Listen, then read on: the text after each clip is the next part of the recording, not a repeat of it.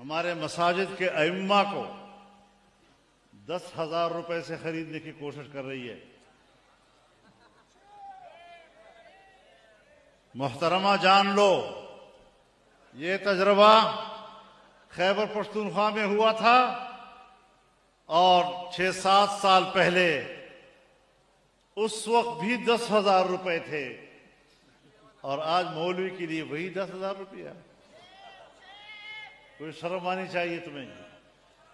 یہ 10,000 روپیہ اس اسٹیج سے میں پورے مکاتب فکر اور تمام مدارس کی طرف سے آپ کے منہ پر مارتا ہوں، اور کوئی مولوی صاحب قبول نہیں کرے گا۔ تکبیر!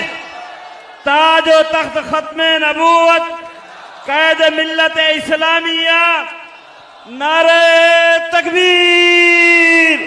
تاج و تخت ختم نبوت قائد ملت اسلامیہ، نعرہ تکبیر!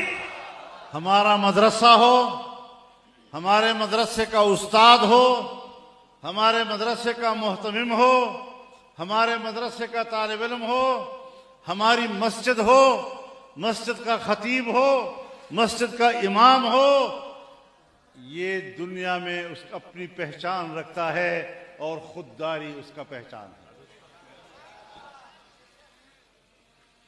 ہماری پہچان یہ ہے کہ ہم نے اس نظام کو اور اس تحریک کو جاری رکھا ہے تو سرکار کی مداخلت اور اس کے پیسے کے بغیر جاری رکھا ہے۔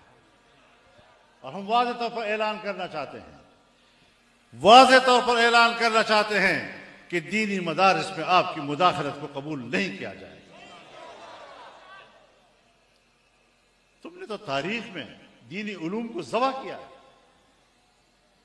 انگریز کے زمانے سے لے کر 78 سال تمہارے، یہ سب کے سب دینی علوم اور مدارس کو ذبح کرنے کی تاریخ ہے تمہاری۔ آج بھی ہم اس کو آپ کے حوالے کر دیں، آپ پر اعتماد کر دیں؟ ہمیں آپ پر کوئی اعتماد نہیں۔